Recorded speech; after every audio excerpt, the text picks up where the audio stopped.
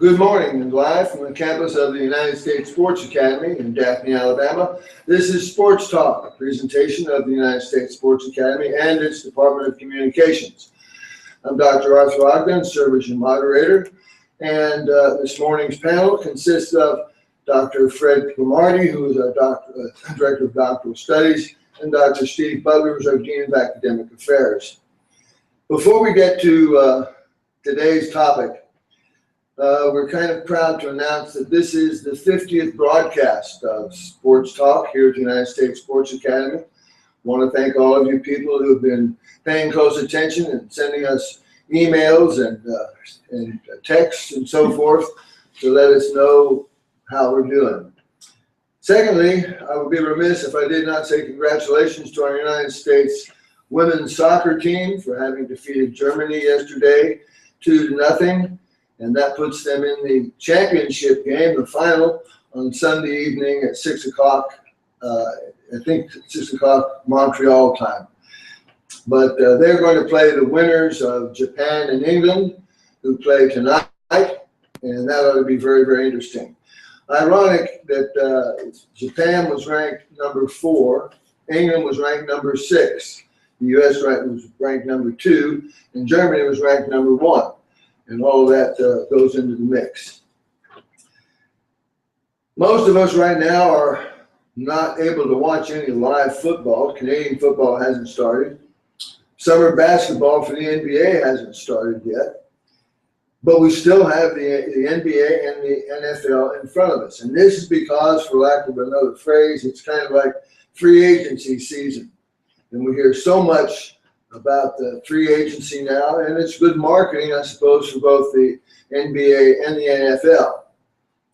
The NBA playoffs are just over about a week or so ago, and the NFL teams are now having their OTAs, which are the off-season training activities. But the free agency season has become quite a race now. The sports writers and talking heads on television really like to get after it. And that's what we're going to look at today. What impact does it have? Considering the business model that we have for professional sports in this country today, it is very, very significant. I'd like to point out that ever since Curt Flood's case in 1969, which he did not win on appeal, laid the door open for better and more effective player representation and ultimately collective bargaining. But the players finally had a chance to, shall we say, sell their wares on an open market. And this is what's happened.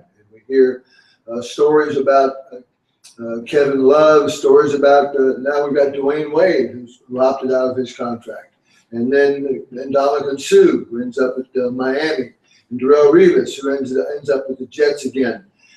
These are all elements of free agency. And free agency has its pluses and minuses. As a matter of fact, Dr. Cromartie wrote the course for free agency here at the Sports Academy and knows quite a bit about that. But free agency itself allows the players to opt out of a contract or to let a contract expire, and then they, through their agents, go and speak with other teams. DeAndre Jordan, one of my favorite players, believe it or not, was being wined and dined all over the West Coast yesterday. But first of all,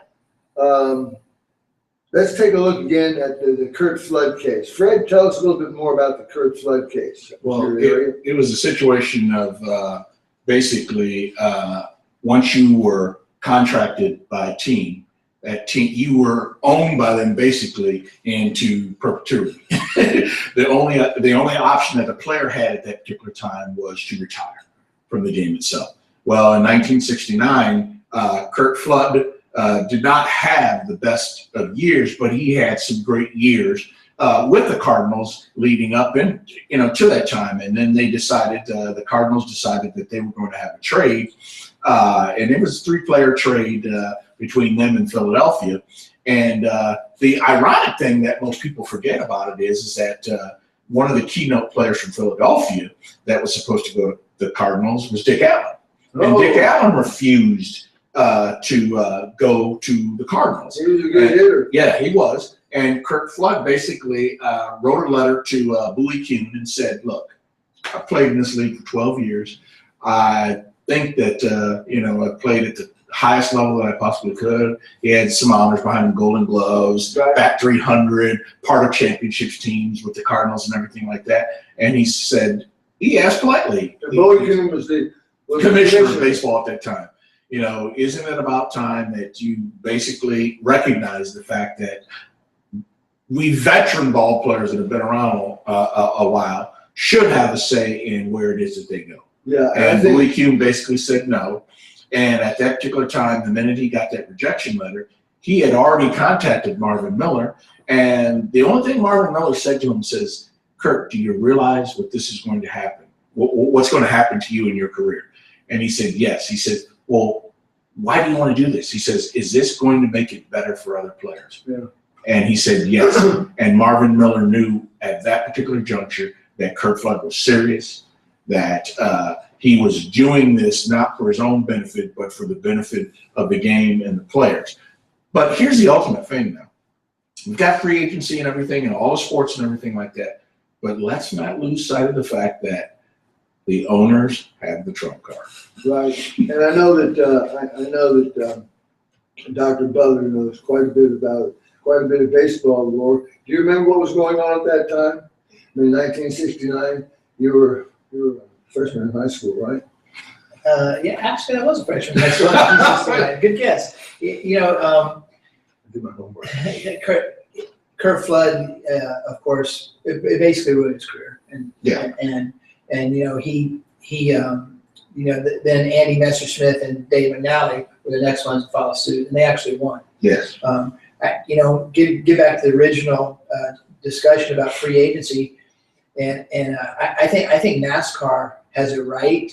They call their free agency period silly season. They call it the silly season when everybody's going all over the place, and in some ways it does get kind of silly. Back in Kurt Flood's days, like Dr. Kamari said, you basically were owned by the owners. And I think it's interesting that the number of years Kurt Flood has played. What's the rule now? 10-5. If you've been in the league for 10 years, the same team with 5, you basically can reject any trade. And some people in their contracts now put no trade clauses. Some people, even if they have 10-5, will waive that clause and accept the trade. But at least they have the opportunity to not accept that trade. Essentially, what free agency has done then is to free up the individual players so that they can trade their wares in an open market. So in principle, it is an application of free market ideas. Like if you wanted to go to work at the University of Alabama called you today and offered you twice as much money, you could go with no questions asked. The Alabama, but that's a good example. Yeah, anyway. But it's that way. It's that way in every other business in America except for major sports. Yes. Right, and MLB still has the exemption from the Sherman Antitrust, which I think is outrageous. At any rate, so what are we to make of this time of the year? We've got Russell Wilson, and people are debating back and forth how much should Russell Wilson be paid. Should he be paid as much as Cam Newton?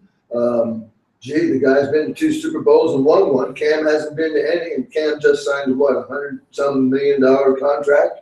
Mm-hmm. And who was it we were talking about this morning that just signed? Anthony Davis. Anthony Davis from the NBA, the New Orleans Pelicans. It's $125 million, but 145. 140. But how much is that guaranteed? See, that's the deal with what's in there was guaranteed. The NBA, a lot more of the money is guaranteed in the NFL. Yes, right. And the NFL, all those numbers are just there for fluff. They don't really mean much. In fact, most of the time when they announce an NFL contract, they'll say like $160 million, $52 million of it guaranteed. Yeah. And so, that's something. One of the things with Russell Wilson is his agent is a baseball agent. I think Russell Wilson is one of only 2 football players that he represents. So this guy is used to guaranteed contracts, working with Major League Baseball, and the NFL doesn't like guaranteed contracts. So that's one of the reasons why they're so far apart, because Russell Wilson is represented by a baseball guy, Yeah. and he's dealing with football guys. And it's, Well, here's the other thing. That baseball guy knows that Russell Wilson is not going anywhere. He knows in the final analysis, Seattle is going to come up with the best possible package because they have to. They're forced to in the competitive nature of the collective bargaining agreement. So Russell Wilson will be taken care of. There's just no dispute about that. Well, there may not be, but Russell still has leverage because Russell can go play in Major League Baseball. Who signed him to a contract? Which team? I believe it's a Texas Rangers. Texas Rangers signed him that to have a him contract. there too. But the simple fact of the matter is that regardless, he's going to be taken care of. The owners of the Seahawks know that is their franchise player.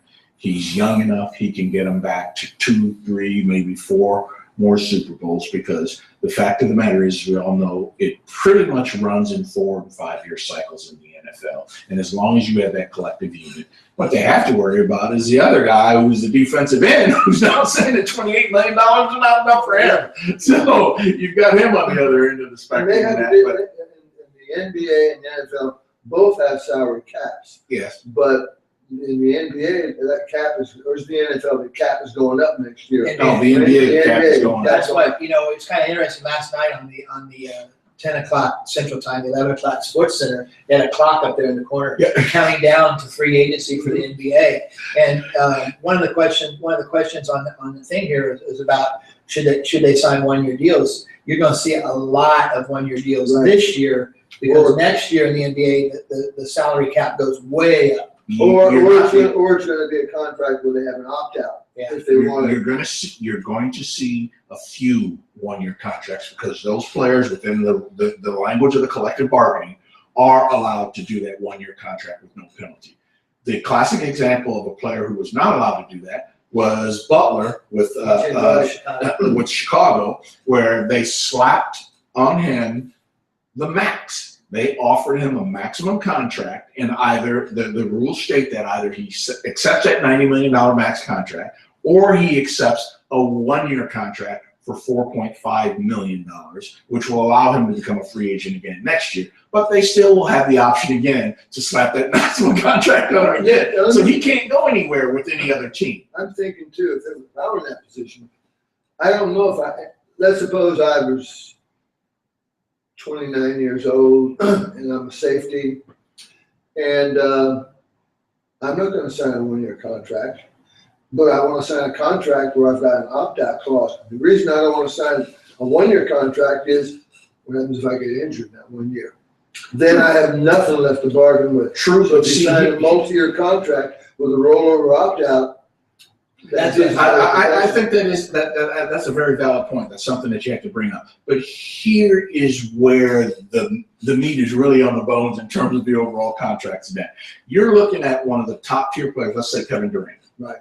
The difference between Kevin Durant taking, staying and playing right now is between $30 and $35 million because you're taking into account the totality of the contract and how much money is at stake because of the TV revenues coming into play next year with the salary cap for the NBA. And that's what players are stopping and taking a look at. That's what LeBron they want the maximum amount of money. LeBron's a little bit different. LeBron says he wants the money, but his main focus and priority right now is to have a surrounding cast put into place with him to help him win. LeBron's going to get his money too. And that's one of the things he said when he opted out. He said he wants to make sure that they have the sense of urgency to put good players around him. I think Dwayne Wade's really the interesting case because he's been underpaid for 3 years. They own about like $48 million over that time. And he took less money so that they could sign LeBron James and Chris Bosh, and they could build around him. And he basically wants the lifetime achievement contract now. He's going to say, I've been here for 12 years. I've won 3 championships for you. I took less money. Now it's my turn to get basically the Kobe. Well, it's because Chris Bosh got a max contract. I mean, Wade is saying, I don't want the max contract, but I want max dollars to pay me that way. He goes, I made it possible for all of them to get paid.